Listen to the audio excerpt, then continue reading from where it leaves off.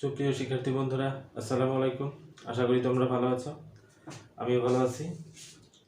আজকে আমি হাজির হয়েছি নবম দশম শ্রেণীর কেমিস্ট্রির 11তম অধ্যায়টি নিয়ে, যেটি ম্যাক্সিমাম শিক্ষার্থীর কাছে কঠিন মনে হয়। আমি বলবো যে এই অধ্যায়টি অত্যন্ত সহজ। তোমরা যদি একটু মন দিয়ে পড়ো তাহলে কিন্তু এই অধ্যায়টি অনেক সহজ হবে।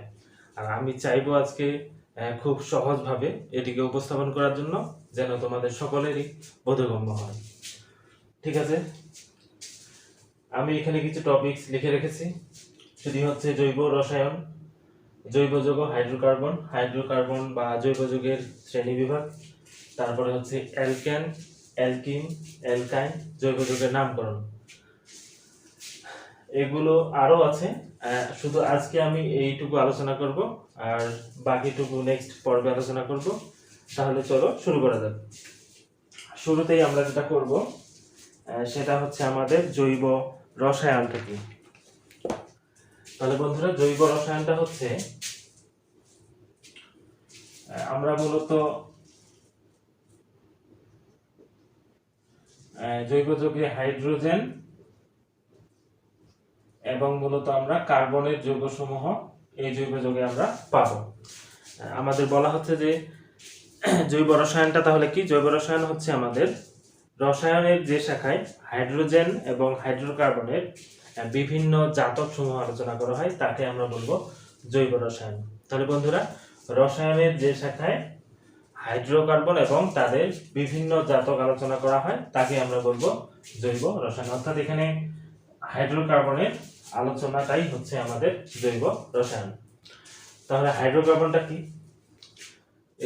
এটাকে বলা হয় যে কার্বন এবং হাইড্রোজেনের যৌগসমূহকে আমরা বলবো হাইড্রোকার্বন। তাহলে বন্ধুরা, আমরা একটু লিখি। হাইড্রোকার্বন আমরা কাকে বলবো? হাইড্রোকার্বন বলবো আমরা কার্বন এবং হাইড্রোজেন দ্বারা গঠিত যৌগ সমূহকে হাইড্রোকার্বন বলে।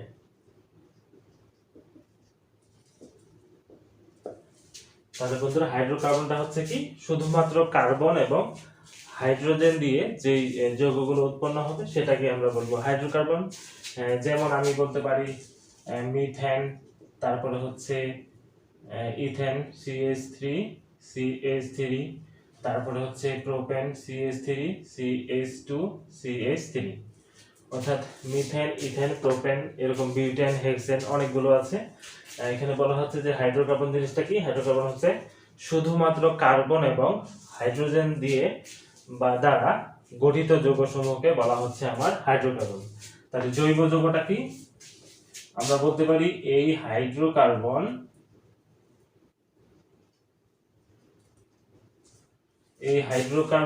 এবং তাদের জাতক সমূহকে বলা হয় জৈব যৌগ।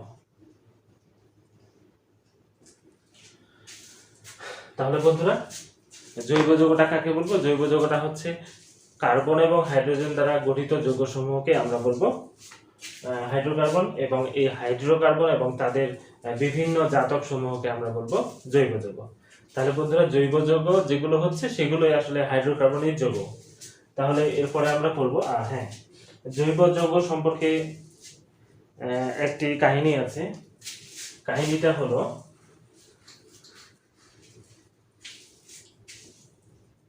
জৈব যৌগ। হ্যাঁ, জৈব যৌগের একটি সুন্দর একটি কাহিনী আছে। কাহিনীটা হলো 1815 সালে সুইডিশ বিজ্ঞানী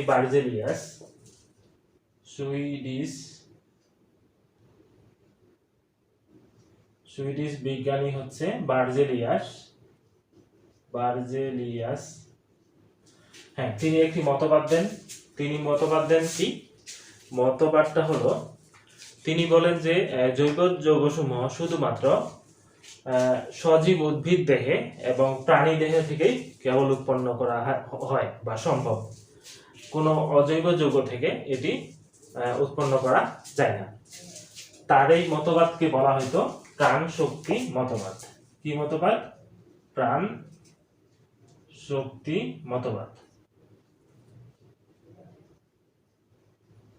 হ্যাঁ, তিনি এটাকে 1815 সালে এই মতবাদ দেন এবং সবাই এটা মেনে নেয় এবং এটা অনেকদিন কার্যকর ছিল।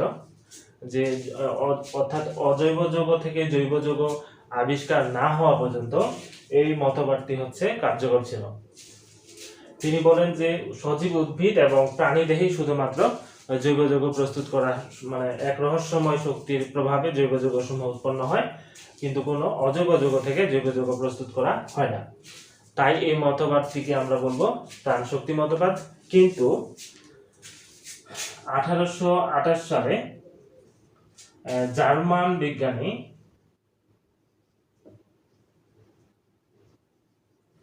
ফ্রেডরিক ভোলার,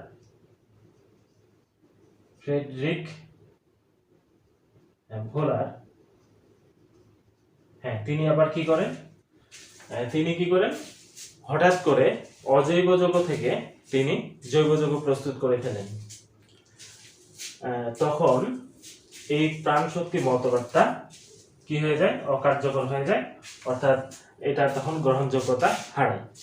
তিনি কিভাবে করেন আমি দেখাচ্ছি। তিনি কি করেন? অজৈব যৌগ অ্যামোনিয়াম সায়ানেট NH4CnO, তিনি এই অ্যামোনিয়াম সায়ানেট, এটি একটি অজৈব যৌগ। অ্যামোনিয়াম সায়ানেটকে তিনি কি করেন? তাপ দেন। এই তাপ দেওয়ার পরে এটি পরস্পরের সাথে পারমাণবিক পুনর্বিন্যাসের মাধ্যমে NH2CONH2 অর্থাৎ এই ইউরিয়া একটি জৈব যৌগ। এই জৈব যৌগটা তিনি প্রস্তুত করে ফেলেন, সেটি হচ্ছে অজৈব যৌগ থেকে। তখন তার যে প্রাণ শক্তি মতবাদটা ছিল সেটি কি হয়ে যায়? সঠিক নয় এরকম প্রমাণিত হয়ে যায়। তাহলে বন্ধুরা, এই ছিল হচ্ছে জৈব যৌগের ছোট্ট একটি কাহিনী। হ্যাঁ, এরপরে আমরা চলে যাচ্ছি জৈব যৌগের শ্রেণী বিভাগে। হ্যাঁ বন্ধুরা, এটি অনেক গুরুত্বপূর্ণ। জৈব যৌগের শ্রেণী বিভাগ, জৈব যৌগ অথবা আমরা বলতে পারবো হাইড্রোকার্বনের শ্রেণী বিভাগ। তাহলে বন্ধুরা, এটাকে যখন আমরা শ্রেণী বিভাগ করব, শুরুতেই আমার আসবে এলিফ্যাটিক হাইড্রোকার্বন।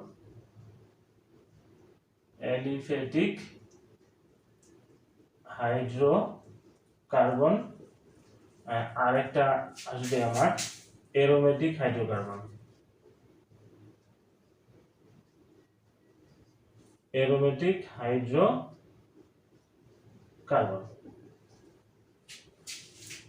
তাহলে বন্ধুরা, এলিফ্যাটিক হাইড্রোকার্বন কাকে বলবো?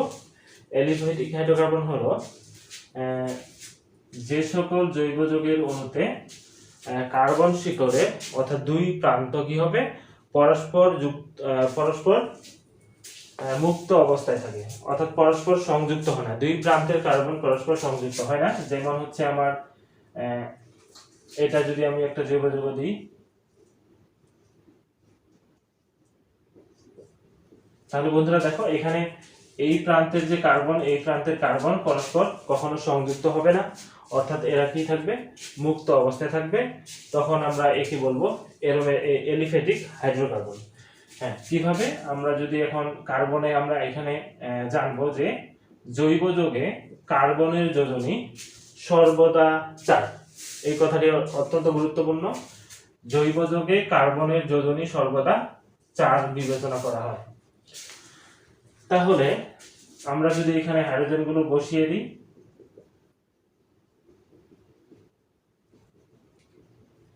তাহলে এটাই হলো আমাদের এলিফ্যাটিক হাইড্রোকার্বন। যে কাকে বলবো? যে সকল জৈব যৌগের অণুতে কার্বন শিকলের দুই প্রান্ত পরস্পর সংযুক্ত হবে না, অর্থাৎ মুক্ত অবস্থায় থাকবে, তাকে আমরা বলবো এলিফ্যাটিক হাইড্রোকার্বন। আর অ্যারোমেটিক হাইড্রোকার্বন কাকে বলবো? অ্যারোমেটিক হাইড্রোকার্বন বলবো যে সকল জৈব যৌগের অণুতে এক বা একাধিক আমাদের বেনজিন চক্র থাকবে, এটাকে আমরা বেনজিন বলবো। অথবা আমরা বেনজিন মানে হচ্ছে 6টি কার্বন থাকবে, এখানে একটা কার্বন, এখানে একটা কার্বন, এখানে একটা, হ্যাঁ বন্ধুরা এখানে দ্বিবন্ধন হবে, এখানে দ্বিবন্ধন হবে, এখানে দ্বিবন্ধন হবে, তাহলে এটাও বেনজিন, এটাও বেনজিন।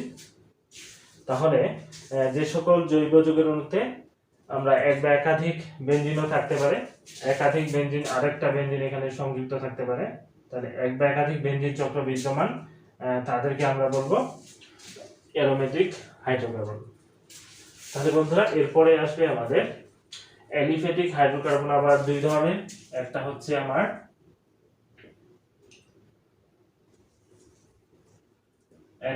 আমার মুক্ত শিকল হাইড্রোকার্বন, আর একটা হচ্ছে আমার বদ্ধ শিকল হাইড্রোকার্বন। তাহলে বন্ধুরা মুক্ত শিকল হাইড্রোকার্বন বলা হচ্ছে, আমরা কিছুক্ষণ আগে যেটা পড়লাম যে কার্বন শিকলের দুই প্রান্ত পরস্পর কি থাকবে, মুক্ত অবস্থায় থাকবে, তাকে আমরা বলবো মুক্ত শিকল হাইড্রোকার্বন। আর বদ্ধ শিকল হাইড্রোকার্বন হচ্ছে যে কার্বন শিকলের দুই প্রান্ত, অর্থাৎ এখানে কার্বন শিকল কি হবে, একটি বলয় গঠন করবে। কার্বন শিকল পরস্পরের সাথে কি করবে, একটি বলয় গঠন করবে, যেমন এটা CH2 হবে 1 2 3 4 CH2 তাহলে এটা নাম হবে বন্ধুরা সাইক্লোপ্রোপেন। তাহলে বন্ধুরা আমরা এখানে দেখতে পাচ্ছি যে কার্বন শিকলের দুই প্রান্তগুলো কি করে, এখানে পরস্পর একটি বলয় গঠন করে, তাহলে এটাকে আমরা বলবো বদ্ধ শিকল জৈব যৌগ, অর্থাৎ বদ্ধ শিকল হাইড্রোকার্বন। ঠিক আমরা আরো एग्जांपल দিতে পারি। হ্যাঁ বন্ধুরা এটারও নাম হবে আমার, তাহলে এখানে 4টা কার্বন, তাহলে এটা নাম হবে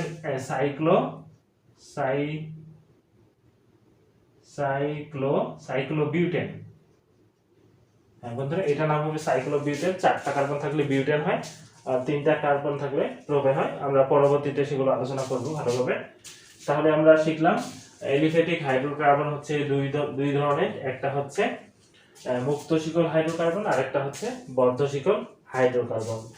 এরপরে বন্ধুরা মুক্ত শিকল হাইড্রোকার্বন আবার দুই ধরনের, একটি হচ্ছে সম্পৃক্ত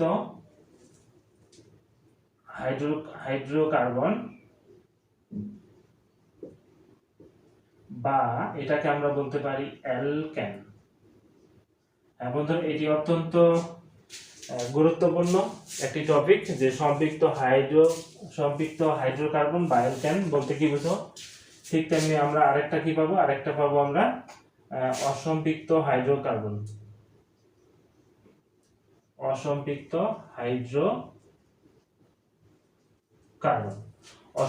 হাইড্রোকার্বন আবার দুই ধরনের, একটি হচ্ছে আমার অ্যালকিন,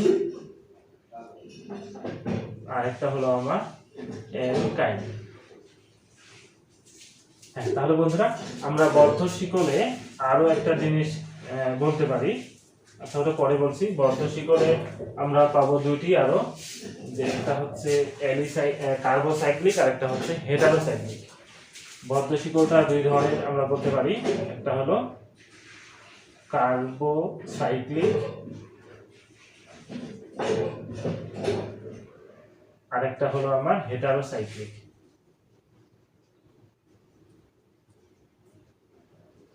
হ্যাঁ এই হলো বন্ধুরা আমাদের জৈব যৌগের শ্রেণীবিভাগ।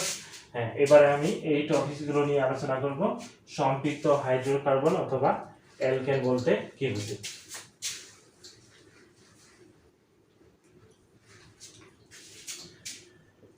তাহলে বন্ধুরা সম্পৃক্ত হাইড্রোকার্বন বা আমরা বলতে পারি অ্যালকেন। তাহলে বন্ধুরা আমরা অ্যালকেন বা সম্পৃক্ত হাইড্রোকার্বন কাকে বলবো, এটি অনেক সহজ একটা জিনিস।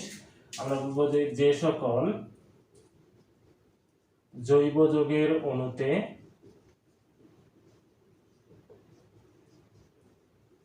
যে সকল জৈব যৌগের অণুতে এখানে আমার কার্বন কার্বন একক বন্ধন বিদ্যমান থাকবে, কার্বন কার্বন একক বন্ধন বিদ্যমান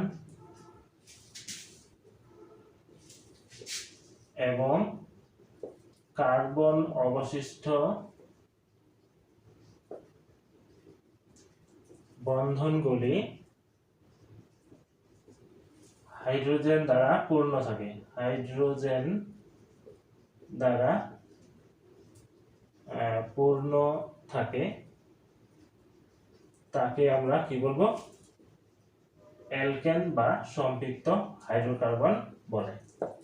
তাহলে বন্ধুরা সংজ্ঞাটি অনেক সহজ মনে রাখা, যে সকল জৈব যৌগের অণুতে শুধুমাত্র কার্বন কার্বন একক বন্ধন বিদ্যমান তাকে আমরা বলবো অ্যালকেন।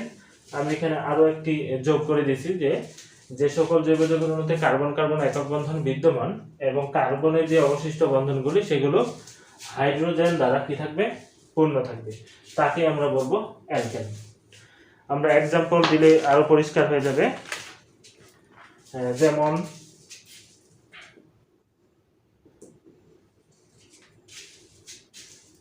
আমরা জানি যে মিথেন CH4, আসলে এটাকে যদি আমি গাঠনিক আকারে দেখি তাহলে কার্বনের কয়টা হাইড্রোজেন? এটা হলো কার্বন, আর তার বন্ধনগুলিতে কি থাকবে? হাইড্রোজেন থাকবে। আমি যদি দুইটা কার্বন নিই তাহলে দুই কার্বনের যে বন্ধনগুলো আমরা কি বলবো? যে কার্বন কার্বন এখানে একক বন্ধন বিদ্যমান, কার্বন কার্বন একক বন্ধন বিদ্যমান এবং কার্বনের যে অবশিষ্ট বন্ধনগুলি সেগুলো কি থাকবে? হাইড্রোজেন দিয়ে পূর্ণ থাকবে, তাকে আমরা বলবো অ্যালকেন। তাহলে বন্ধুরা এটা অনেক একবারে মিলে গেছে, যে সকল জৈব যৌগের অণুতে কার্বন কার্বন একক বন্ধন বিদ্যমান এবং কার্বনের যে অবশিষ্ট বন্ধনগুলি সেগুলো হাইড্রোজেন দ্বারা পূর্ণ থাকবে, তাকে আমরা বলবো সম্পৃক্ত হাইড্রোকার্বন অথবা অ্যালকেন। এরপরে বন্ধুরা আমরা কিভাবে চিনব?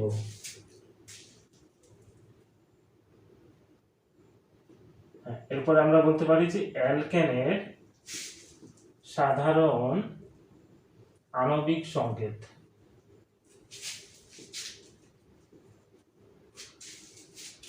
সাধারণ আণবিক সংকেত হলো CnH2n+2।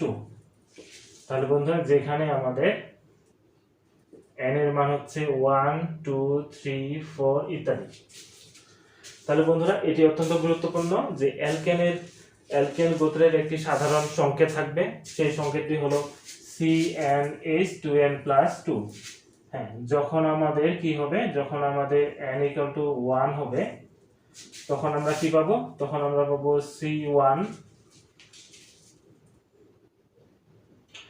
C1H হবে আমার কত?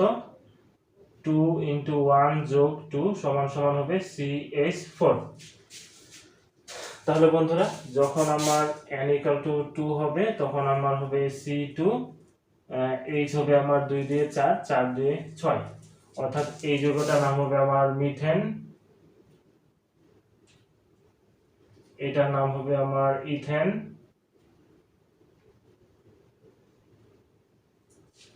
হ্যাঁ। তাহলে বন্ধুরা এভাবে আমাদের যৌগগুলি আমরা পাবো, মিথেন ইথেন প্রোপেন বিউটেন, এভাবে আমাদের চলতে থাকবে। হ্যাঁ, এরপরে আমরা পাবো যদি আমাদের 3টি কার্বন হয়,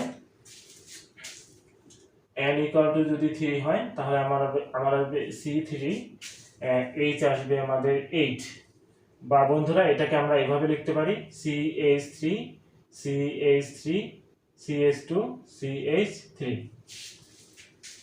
n = যদি 4 হয় তাহলে আমার আসবে C4H, H হচ্ছে C4, H হচ্ছে আমার 10, বা এটাকে আমরা লিখতে পারি CH3 CH2 CH2 CH3।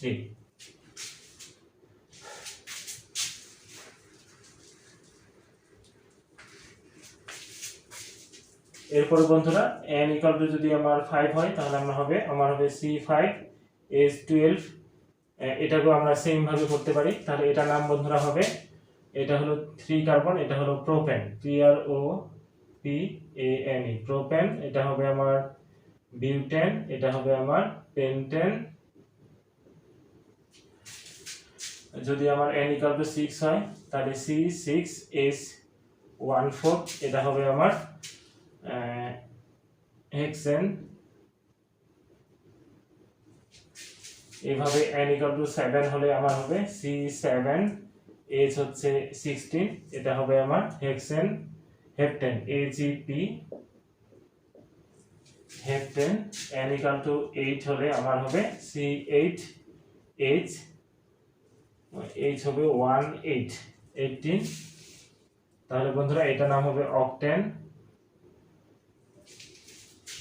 n equal to যদি 9 হয় C9H হচ্ছে 20 এটা হবে আমার ননেন। n ইকুয়াল টু যদি আমার 10 হয় তাহলে হবে C10H22 এটা হবে আমার ডেকেন। তাহলে বন্ধুরা তোমাদের বইয়ে শুধু এই 10টি যৌগ দেওয়া আছে, কিন্তু আমরা ইচ্ছে করলে আমরা আরো অনেক বাড়াতে পারবো। যেমন যদি আমার 11 হয় n ইকুয়াল টু 11 হয় তাহলে আমার হবে C11H24 তাহলে এটা নাম হবে আবার আনডেকেন।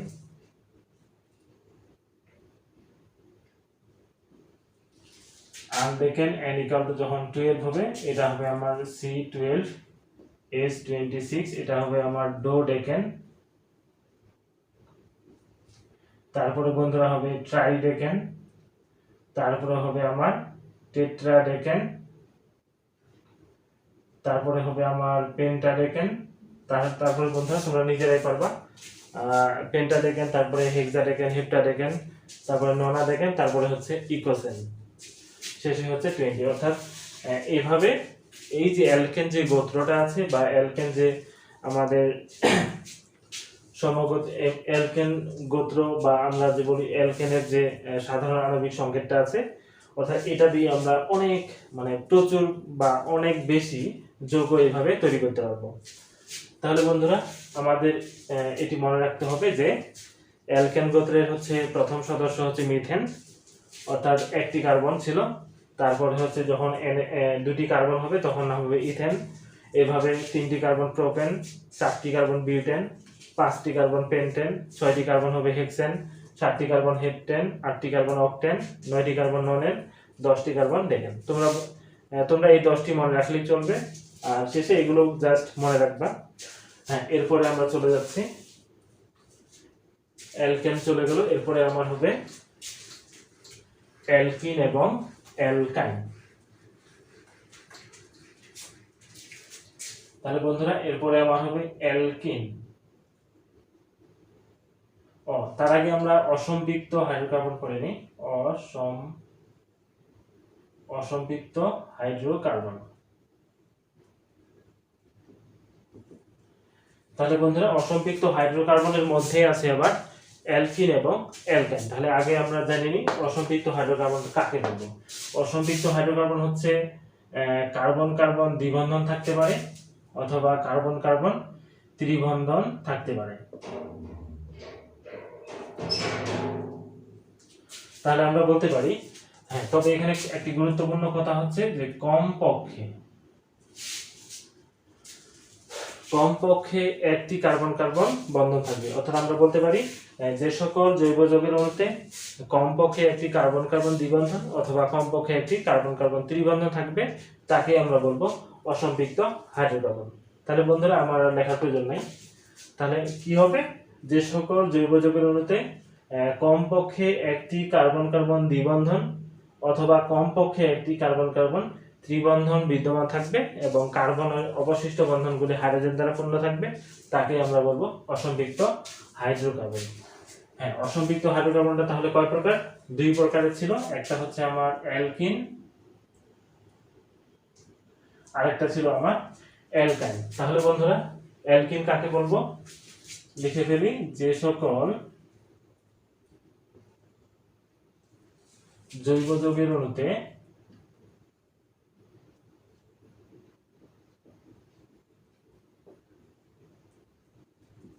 কার্বন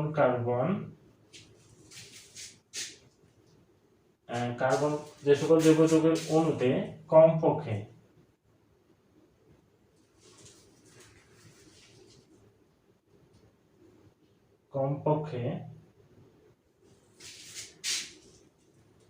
কমপক্ষে একটি কার্বন কার্বন দ্বিবন্ধন বিদ্যমান এবং কার্বন অবশিষ্ট বন্ধনগুলি হাইড্রোজেন দ্বারা পূর্ণ থাকে তাকে আমরা কি বলবো? তাকে অ্যালকিন বলে। তাহলে বন্ধুরা এদেরও একটি সাধারণ সংকেত আছে CnH2। তাহলে এটাই হলো সাধারণ সংকেত, যেখানে n এর মান হবে 2 থেকে শুরু 2 3 4 5 ইত্যাদি। তাহলে বন্ধুরা কাকে বলবো? যে সকল জৈব যৌগের অণুতে কমপক্ষে একটি কার্বন কার্বন দ্বিবন্ধন থাকবে এবং কার্বনের যে অবশিষ্ট বন্ধনগুলি সেগুলো হাইড্রোজেন দ্বারা পূর্ণ থাকবে, তাকেই আমরা বলবো অ্যালকিন। তাহলে অ্যালকিনের একটি সাধারণ সংকেত আছে, সংকেতটা হলো CnH2n। তাহলে বন্ধুরা যখন আমার কি হবে? যখন আমার n = 2 হবে, তখন আমার কি হবে? তখন আমার C হবে 2, H হবে আমার 4। তাহলে এর নাম হবে আমার ইথিন। n = যখন আমার 3 হবে তখন আমার C3H হবে আমার কত? 6। এটা হলো আমার প্রোপিন। তাহলে বন্ধুরা n = আমার 4 হলে এটা হবে আমার কি? C4H কত? 8। এটা হবে আমার বিউটিন। তাহলে বন্ধুরা অ্যালকেনের যে সদস্যগুলো ছিল ঠিক সেগুলোই হবে, জাস্ট এখানে দ্বিবন্ধন হবে, অর্থাৎ এখানে ইন যুক্ত হবে। ওখানে ছিল আমার কি? ইথেন, এখানে হবে ইথিন। ওখানে ছিল আমার প্রোপেন, এখানে হবে প্রোপিন। ওখানে ছিল বিউটেন, এখানে হবে বিউটিন।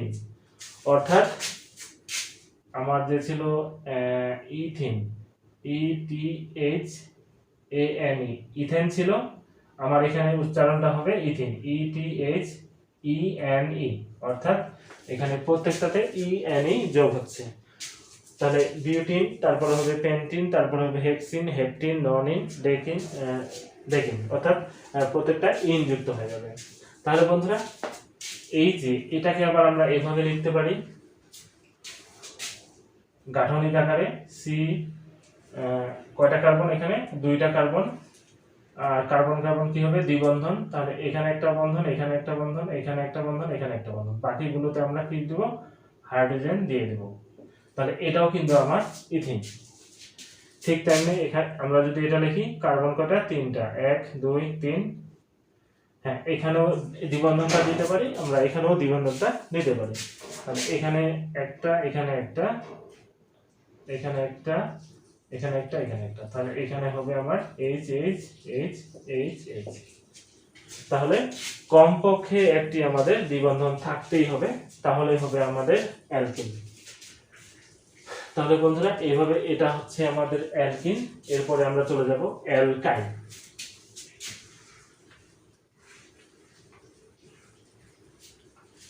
তাহলে বন্ধুরা আমি এটাকে চেঞ্জ করে দিচ্ছি শুধু অ্যালকাইন। হ্যাঁ, এখানে সেম কথা, যে সকল জৈব যৌগের অণুতে কমপক্ষে একটি কার্বন কার্বন আমাদের কি হবে? ত্রিবন্ধন থাকবে। কমপক্ষে একটি কার্বন কার্বন ত্রিবন্ধন বিদ্যমান থাকবে এবং কার্বন অবশিষ্ট বন্ধনগুলি হাইড্রোজেন দ্বারা পূর্ণ থাকবে, তাকে আমরা বলবো অ্যালকাইন। কি বলবো বন্ধুরা? অ্যালকাইন। হ্যাঁ, তাহলে অ্যালকাইনের একটি সাধারণ সংকেত আছে, এই সংকেতটি হলো CnH2n-2। হ্যাঁ, এখানে সেম, n এর মানটা হচ্ছে সেম, 2 থেকে শুরু। তাহলে বন্ধুরা যখন আমাদের n = হবে 2, তখন আমার C2H হবে আমার 2 × 2 - 2, অর্থাৎ আমার আসবে C2H2। এটাকে আমরা গাঠনিক আকারে লিখতে পারি ত্রিবন্ধন, এখানে একটা H, এখানে একটা H। তাহলে বন্ধুরা এটাই হলো আমার ইথাইন। এটা নাম হবে কি? তখন হয়ে যাবে আইন যুক্ত হবে, ইথাইন। যখন আমার n = হবে 3, তখন আমার হবে C3H হবে আমার 6 - 2, H হবে আমার 4। তাহলে বন্ধুরা এটাকেও আমরা গাঠনিক আকারে লিখতে পারি, তিনটা কার্বন, একটাতে আমার ত্রিবন্ধন, তার মানে এখানে একটা থাকবে, এখানে একটা, এখানে একটা, এখানে একটা, H H H H। তাহলে বন্ধুরা এখানে হাইড্রোজেন কয়টা ছিল? চারটা, 1 2 3 4, কার্বন ছিল কয়টা? তিনটা, 1 2 3, আর একটাতে ত্রিবন্ধন। তাহলে এটা হলো আমাদের, এটার নাম হবে আমার ইথাইন প্রোপাইন, প্রোপাইন। ঠিক তেমনি যদি আমরা N=4 নিই তখন হবে আমার C4H হবে আমার 8 6, এটা হবে আমার বিউটাইন। এরপরে N=5 নিলে আমাদের হবে পেন্টাইন, N=6 নিলে আমাদের হবে হেক্সাইন, N=7 নিলে আমাদের হবে হেপটাইন, N=8 নিলে আমাদের হবে অকটাইন, এরপরে নোনাইন, তারপরে হচ্ছে ডেকেন। তাহলে বন্ধুরা আমরা আজকে শিখলাম জৈব যৌগ, জৈব রসায়ন, হাইড্রোকার্বন, হাইড্রোকার্বনের বা জৈব যৌগের শ্রেণী বিভাগ, তারপরে আমরা অ্যালকেন, অ্যালকিন, অ্যালকাইন সম্পর্কে বিস্তারিত জানলাম। নেক্সট পর্বে আমরা আলোচনা করব নামকরণ, মানে অতীব গুরুত্বপূর্ণ বিষয়, সেটি নিয়ে আমরা পরবর্তী লেকচারে আলোচনা করব। আজ এ পর্যন্তই। তোমরা ভালো থাকো, সুস্থ থাকো। আল্লাহ হাফেজ।